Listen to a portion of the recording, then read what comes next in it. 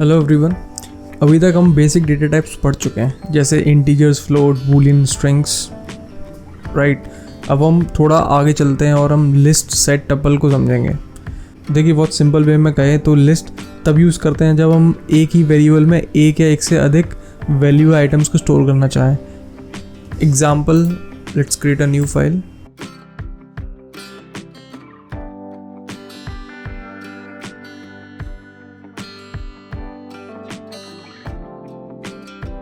Seventy, 80, 90, 80 and 85।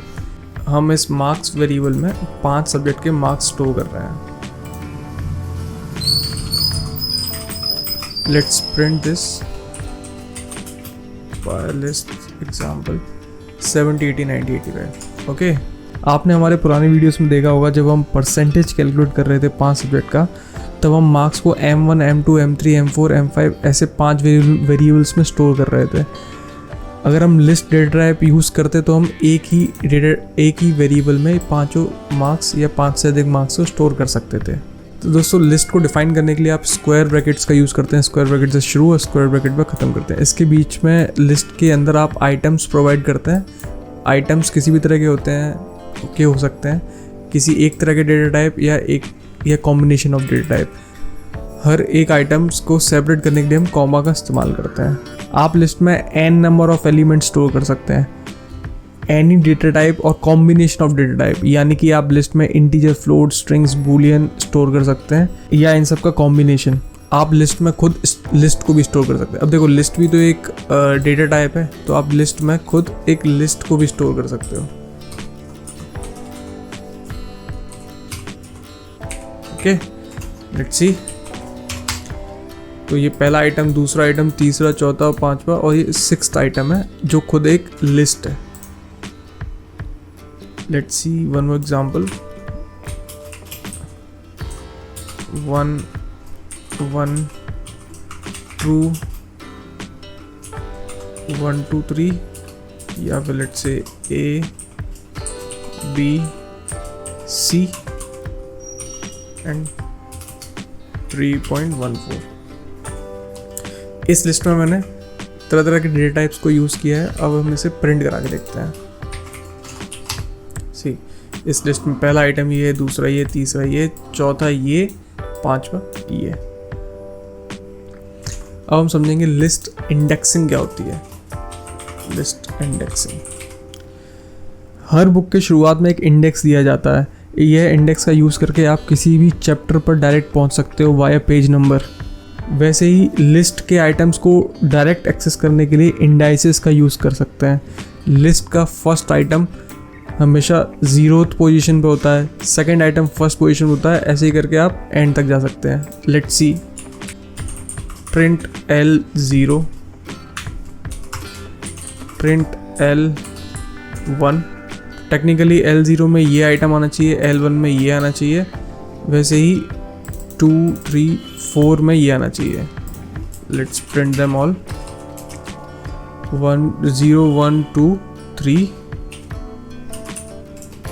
Print L, let's say 7। तो 0 में आपको ये एलिमेंट मिलेगा। लिस्ट की इंडेक्सिंग जो है वो 0 से शुरू होती है, ना कि 1 से।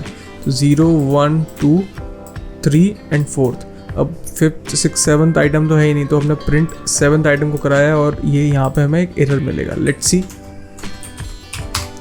तो L0 में आपका ये प्रिंट हो गया, L1 में आपका ये प्रिंट हो गया, L3 में आपका ये प्रिंट हो गया, और L7 में index error, list index out of range, यानी कि जिस इंडेक्स को आप एक्सेस करना चाहते हो वो आउट ऑफ रेंज है, वो अवेलेबल नहीं है। दोस्तों, लिस्ट एक इटरेबल ऑब्जेक्ट है। इटरेबल ऑब्जेक्ट को हम नेक्स्ट वीडियो यानी कि फॉर लूप्स में और विस्तार से समझेंगे। हर एक इटरेबल ऑब्जेक्ट के आइटम्स को इंडेक्स से एक्सेस किया जा सकता है, और स्ट्रिंग्स भी एक इटरेबल ऑब्जेक्ट है, यानी कि आप स्ट्रिंग्स को भी इंडेक्सिंग से एक्सेस कर सकते हो। Let's say S network map and print S0 and S4, let's say 4। Print करके देखते हैं। N और P प्रिंट हो गया, ठीक है, क्योंकि S0 क्या था आपका N, 1 2 3 4 और 4 था P, तो N और P प्रिंट हो गया। हमने लेन फंक्शन पिछले वीडियो में पढ़ा था। लेन फंक्शन किसी भी ट्रिपल ऑब्जेक्ट की लेंथ कैलकुलेट करके दे सकता है।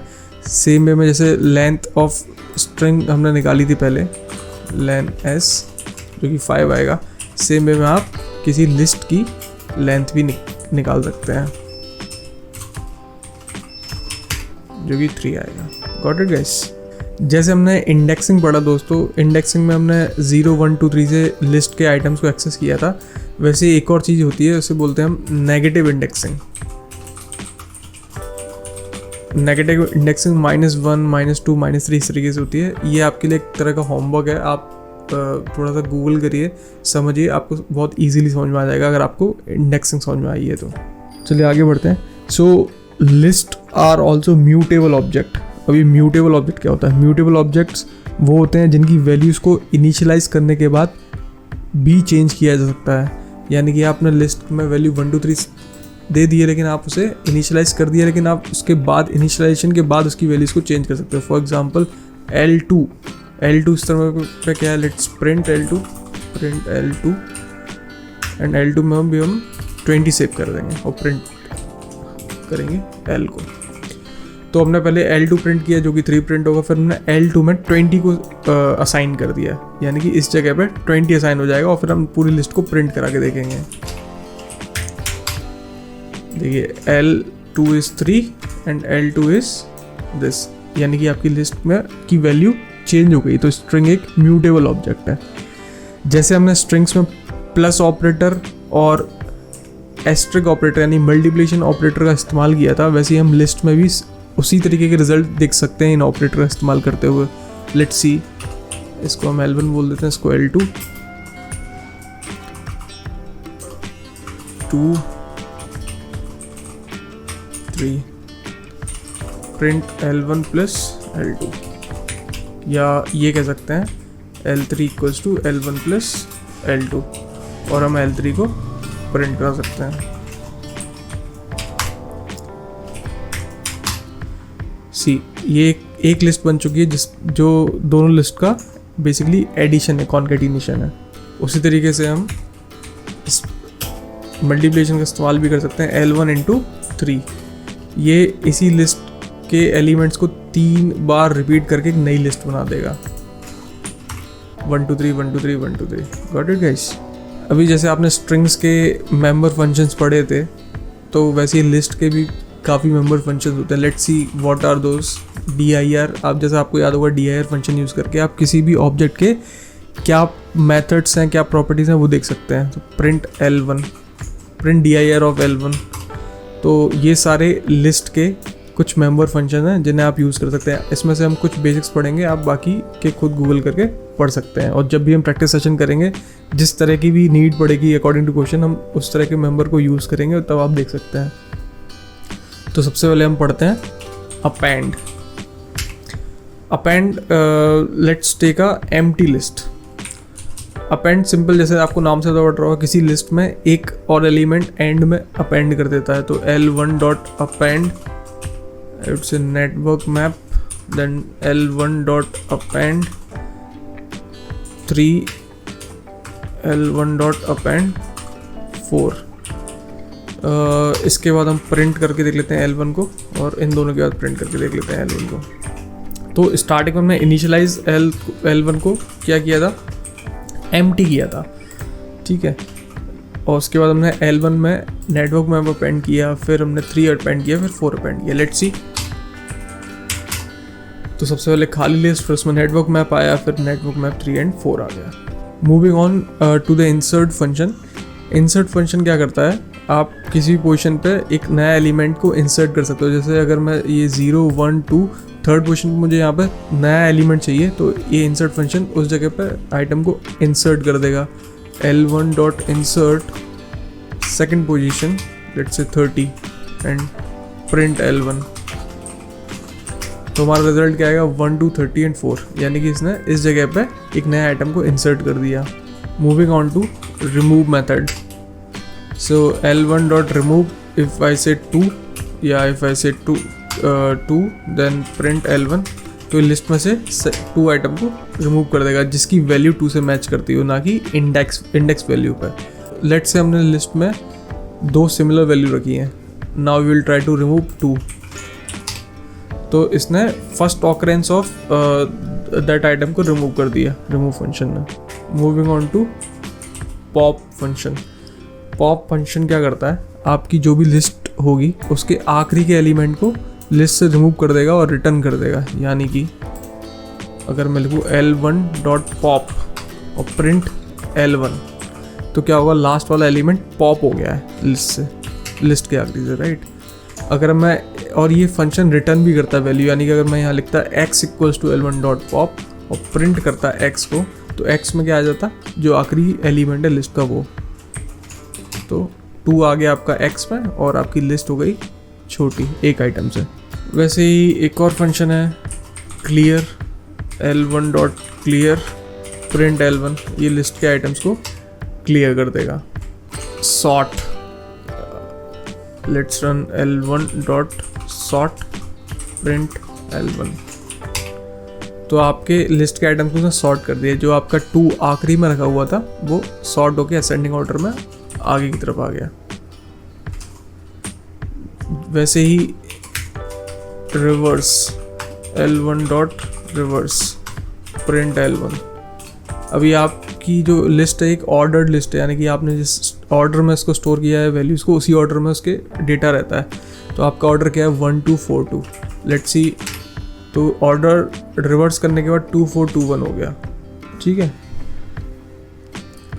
अभी आपको कई बार लिस्ट को कॉपी करने की ज़रूरत पड़ेगी, जैसे कि अगर मैं बोलूँ L2 इक्वल्स टू L1 और प्रिंट L2, यानी कि मैं चाहता हूँ कि लिस्ट एक L1 की कॉपी बन जाए जो मैं L2 में सेव करूँ।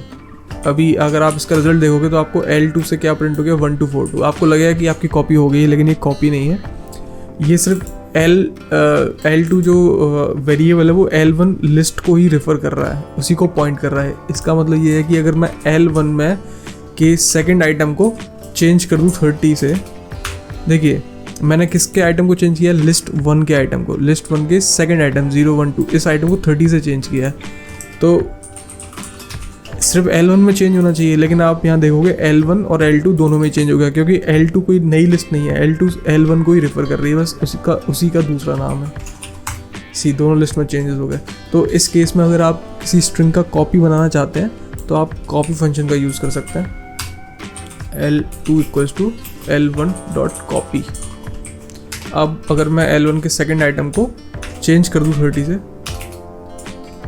और दोनों लिस्ट को प्रिंट करके देखेंगे तो सिर्फ लिस्ट 1 में चेंजेस आएंगे, लिस्ट 2 में नहीं आएंगे, ठीक है गाइस, क्योंकि हमने L2 में उसकी कॉपी बना ली है। चलो गाइस, हमने लिस्ट को क्विकली कवर कर लिया है। अब हम बढ़ते हैं हमारे नेक्स्ट टॉपिक पर, जिसका नाम है टपल्स। अब टपल्स क्या होता है, लिस्ट और टपल एक जैसे ही हैं, बहुत हद तक सेम है, सिर्फ एक ही अंतर है कि लिस्ट एक म्यूटेबल ऑब्जेक्ट है। म्यूटेबल ऑब्जेक्ट यानी कि लिस्ट के किसी भी एलिमेंट को आप डिफाइन करने के बाद, इनिशियलाइज करने के बाद चेंज कर सकते हो। टपल के एलिमेंट को डिफाइन करने के बाद चेंज नहीं कर सकते हो। Let's see an example, t equals to 1 2 3 print t, ये हो गया। Let's try to change t2 equals to 30 and print t। तो आपको एक एरर मिलेगा, tuple object does not support item assignment, यानी कि आप टपल के आइटम को चेंज नहीं कर सकते इनिशियलाइज होने के बाद। एक बार जो इनिशियलाइज हो गया वही उसकी वैल्यू रहेगी। टपल में भी आप किसी भी तरह के डेटा टाइप्स को स्टोर कर सकते हो, जैसे लिस्ट में करते हैं। तो टपल को इनिशियलाइज करने के लिए आपको ये पैरेंथेसिस ब्रैकेट्स का इस्तेमाल करना है, ब्रैकेट ओपन करके और ब्रैकेट एंड करके। टपल्स की एक और खास बात है कि टपल्स को आप बिना ब्रैकेट्स के भी इनिशियलाइज कर सकते हो, जैसे कि 30 ट्रू नेटवर्क में मैंने एक टपल बनाया जिसमें 3 तरह के डेटा टाइप्स को स्टोर किया है। लेट्स प्रिंट, तो देखिए ये भी एक टपल है जो मैंने बिना ब्रैकेट्स के इनिशियलाइज किया है। इस वीडियो में जो जो ऑपरेशंस हमने लिस्ट के साथ करे, आप सेम ऑपरेशन अपने प्रैक्टिस सेशन में टपल के साथ भी करके देख सकते हैं। Let's move on to the next topic, sets. Sets दिखने में लिस्ट और टपल जैसे ही होते हैं, पर काफ़ी अंतर होता है। तो set is a collection of data which is unique, unordered and unindexed. Let's see an example,